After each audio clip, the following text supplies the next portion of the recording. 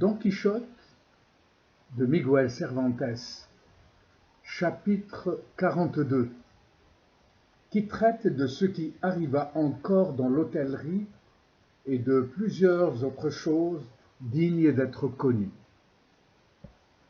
Après ces dernières paroles, le captif se tut, et Don Fernand lui dit : « En vérité, seigneur capitaine, la manière dont vous avez raconté ces étranges aventures a été telle qu'elle égale la nouveauté et l'intérêt des aventures mêmes.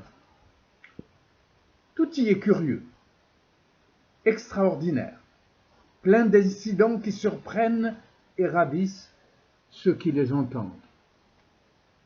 Et nous avons eu tant de plaisir à vous écouter que, dû le jour de demain, nous trouver encore occupés à la même histoire. Nous nous réjouirons de l'entendre conter une seconde fois. » Cela dit, Cardenio et tous les autres convives se mirent au service du capitaine captif avec des propos si affectueux et si sincères qu'il n'eut qu'à applaudir de leur bienveillance. Don Fernand lui offrit, entre autres choses, s'il voulait revenir avec lui, de faire en sorte que son frère, le marquis, fût parrain de Zoraïde. Il lui offrit également de le mettre en état d'arriver dans son pays avec les commodités et la considération que méritait sa personne. Le captif le remercia courtoisement, mais ne voulut accepter aucune de ses offres libérales. Cependant, le jour baissait, et quand la nuit fut venue, un carrosse s'arrêta devant la porte de l'hôtellerie, entouré de quelques hommes à cheval qui demandèrent à loger. L'hôtesse répondit qu'il n'y avait pas un pied carré de libre dans toute la maison. « Parbleu !» s'écria l'un des cavaliers qui avait déjà mis pied à terre. « Quoi qu'il en soit, il y aura bien place pour monsieur l'auditeur qui vient dans cette voiture. » À ce nom, l'hôtesse se troubla.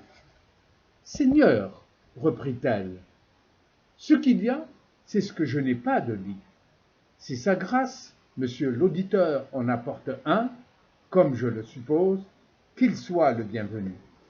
Mon mari et moi, nous quitterons notre chambre pour que sa grâce s'y établisse. » « À la bonne heure, dit l'écuyer. » En ce moment descendait du carrosse un homme dont le costume annonçait de quel emploi il était revêtu. Sa longue robe aux manches tailladées faisait assez connaître qu'il était auditeur, comme l'avait dit son valet. Il conduisait par la main une jeune fille d'environ 16 ans en habit de voyage, si élégante, si fraîche et si belle que sa vue excita l'admiration de tout le monde, au point que, si l'on n'eût pas eu sous les yeux Dorothée, Lucinde et Zoraïde, qui se trouvaient ensemble dans l'hôtellerie, on aurait cru qu'il était difficile de rencontrer une beauté comparable à celle de cette jeune personne. Don Quichotte se trouvait à présent à l'arrivée de l'auditeur. Dès qu'il le vit entrer avec la demoiselle, il lui dit : « C'est en toute assurance que votre grâce peut entrer et prendre ses ébats dans ce château.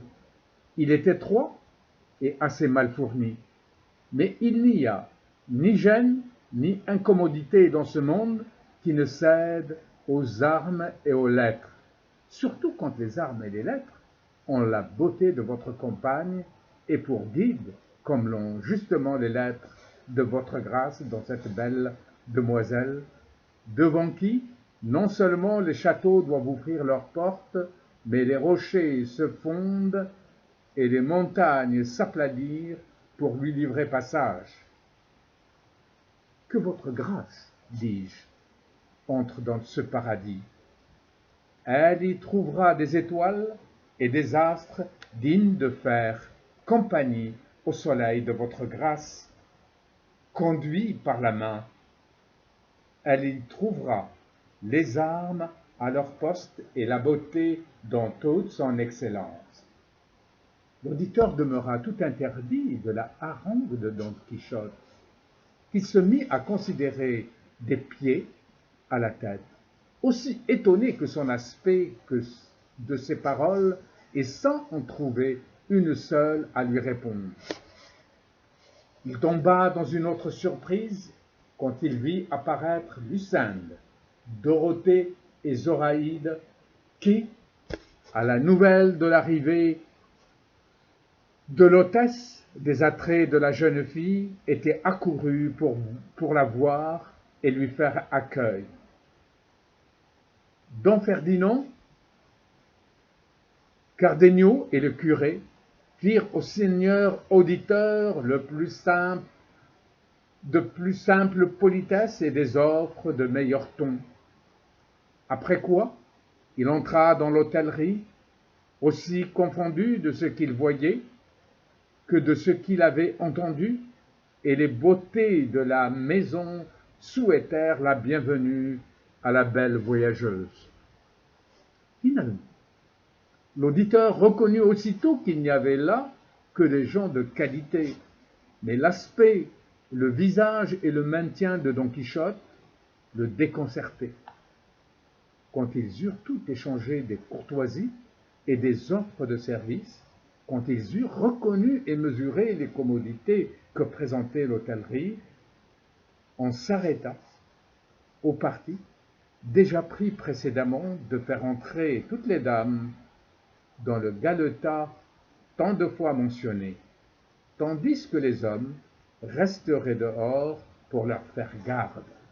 L'auditeur consentit volontiers à ce que sa fille, car la jeune personne l'était en effet, s'en alla avec ces dames, ce qu'elle fit de très bon cœur. Avec une partie du chétif lit de l'hôtelier et de celui qu'apportait l'auditeur, elles arrangèrent pour la nuit mieux qu'elles ne l'avaient espéré. Pour le captif, dès le premier regard jeté sur l'auditeur, le cœur lui avait dit, par de secrets mouvements, que c'était son frère. Il alla questionner l'un des écuyers qui l'accompagnait et lui demanda comment s'appelait ce magistrat et s'il savait quel était son pays. L'écuyer répondit que son maître s'appelait le licencié Juan Pérez de Viedma, natif, à ce qu'il avait, ouï dire, d'un bourg des montagnes de Léon. Ce récit, joint à ce qu'il voyait, acheva de confirmer le captif dont la pensée de l'auditeur était celui de ses frères qui, par le conseil de leur père, avaient suivi la carrière des lettres. Ému et ravi de cette rencontre, il prépare Don Fernand, Cardenio et le curé pour leur conter ce qui lui arrivait en les assurant que cet auditeur était bien son frère. L'écuyer lui avait dit également qu'il allait à Mexico, revêtu d'une charge d'auditeur des Indes à l'audience de cette capitale.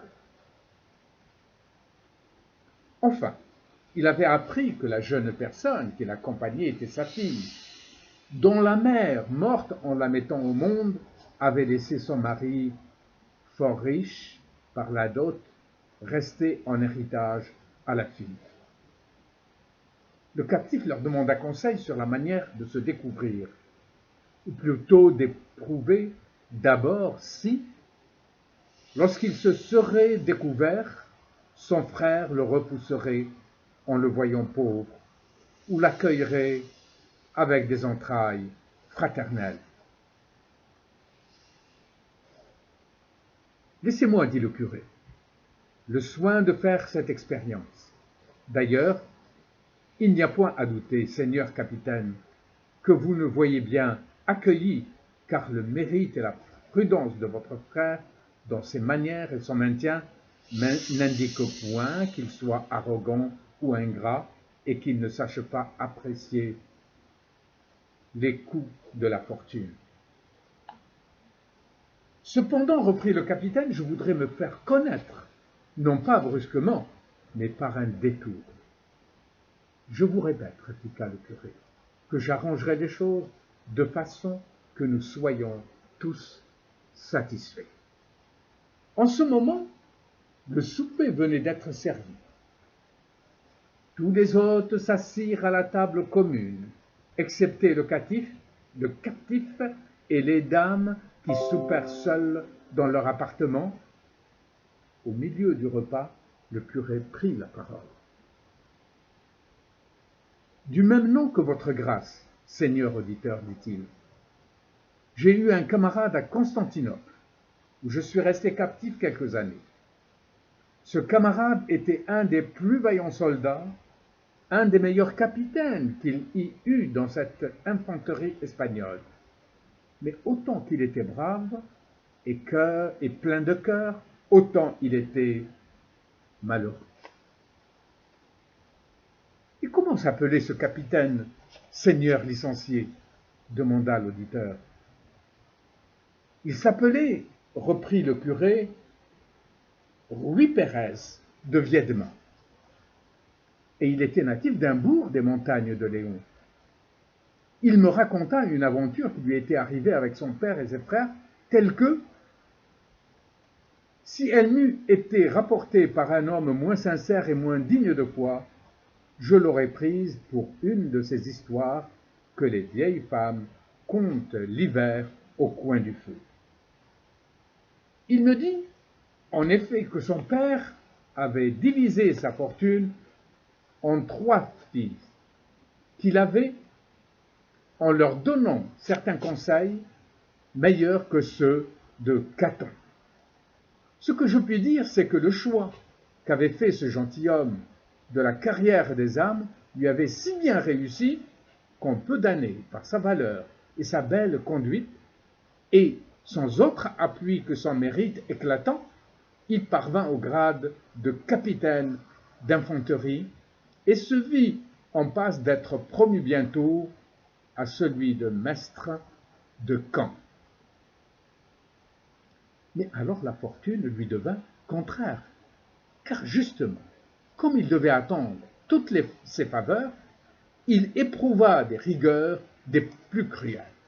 En un mot, il perdit la liberté dans l'heureuse et célèbre journée où tant d'autres la recouvrèrent à la bataille de l'Épante. Moi, je la perdis à la Goulette, et depuis, par une série d'événements divers, nous fûmes camarades à Constantinople. De là, il fut conduit à Alger, où je sentais qu'il lui arriva une des plus étranges aventures que ce soit jamais passé au monde. Le curé, continuant de la sorte, raconta succinctement l'histoire de Zoraïde et du capitaine. À tout ce récit, l'auditeur était si attentif que jamais il n'avait été aussi auditeur qu'en ce moment.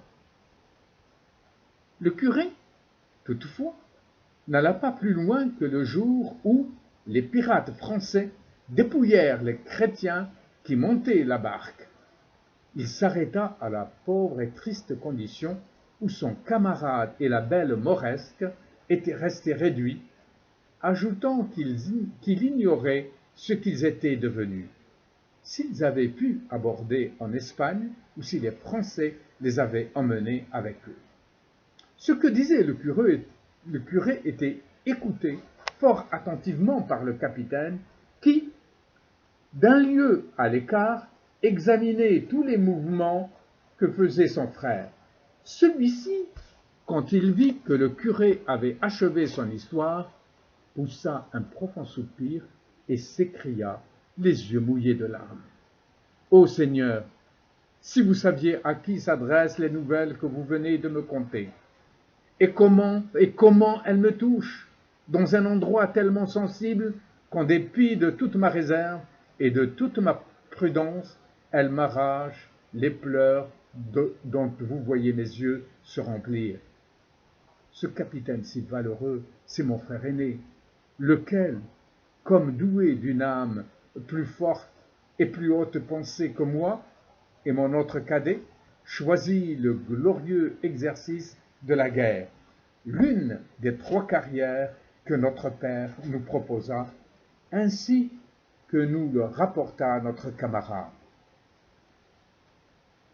Dans cette histoire, qui vous semblait un conte de bonne femme, moi j'ai suivi la carrière des lettres, où Dieu et ma diligence m'ont fait arriver à l'emploi dont vous me voyez revêtu.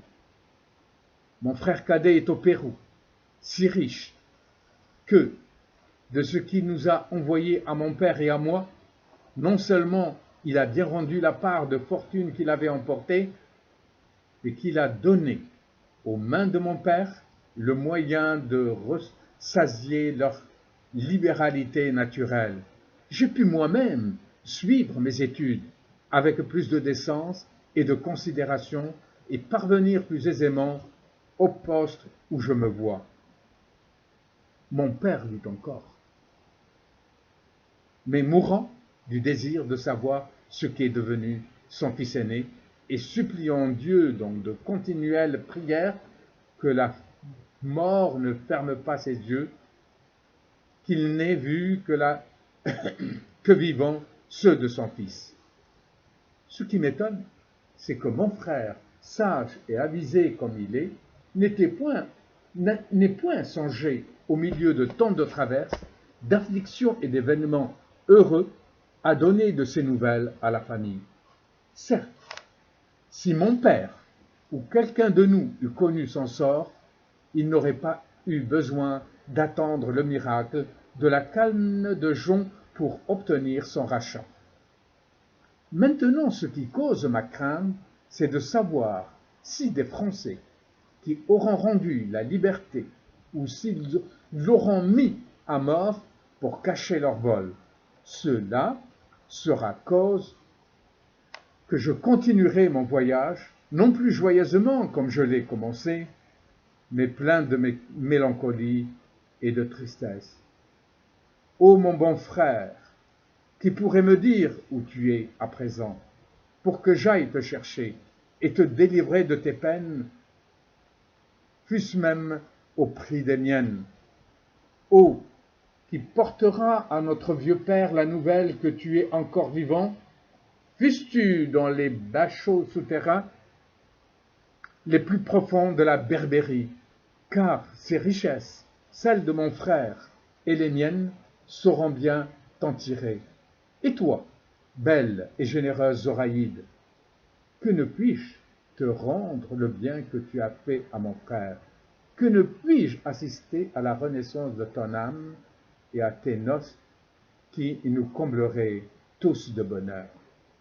C'était par ces propos et d'autres semblables que l'auditeur exprimait ses sentiments aux nouvelles qu'il recevait de son frère, avec une tendresse si touchante que ceux qui l'écoutaient montraient aussi la part qu'il prenait à son affliction. Le curé, voyant quelle heureuse issue avait eu sa ruse et le désir du capitaine, ne voulut pas les tenir plus longtemps dans la tristesse. Il se leva de table et entra dans l'appartement où se trouvait Zoraïde, qu'il ramena par la main, suivi de Lucinde, de Dorothée et de la fille de l'auditeur. Le capitaine attendait encore ce qu'allait faire le curé. Celui-ci le prit de l'autre main et les conduisant tous deux à ses côtés. Il revint dans la chambre où était l'auditeur et les autres convives.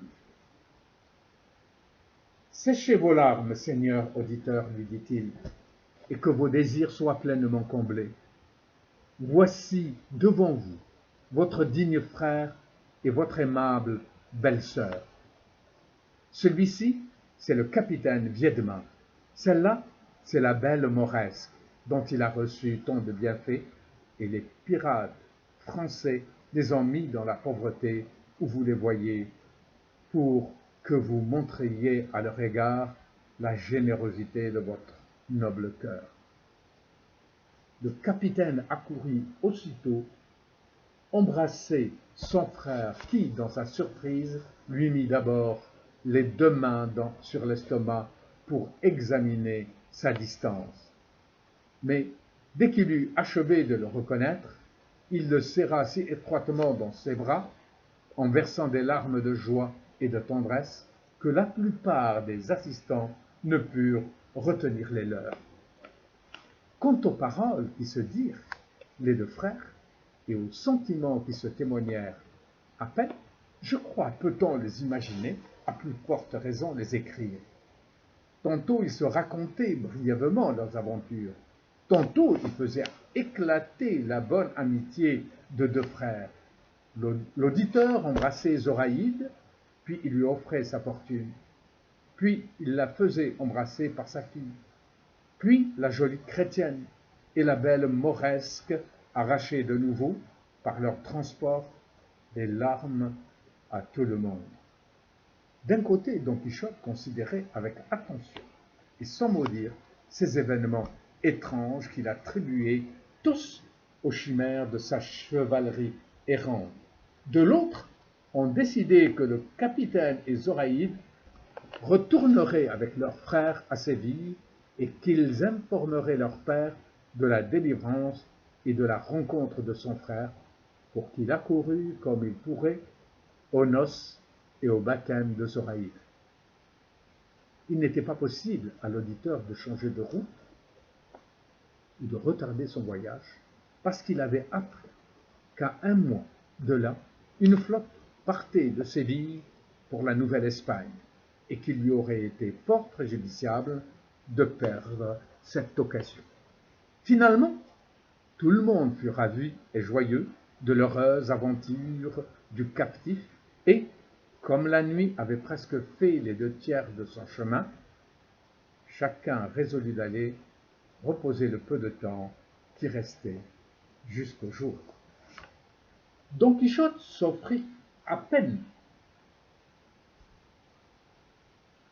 Don Quichotte s'offrit à faire la garde du château afin que quelque géant ou quelque autre félon mal intentionné, attiré par l'appât du trésor de beauté de ce château renfermé, ne vint les y troubler. Ceux qui le connaissaient lui rendirent grâce de son offre et apprirent à l'auditeur l'étrange humeur de Don Quichotte, ce qui le divertit beaucoup.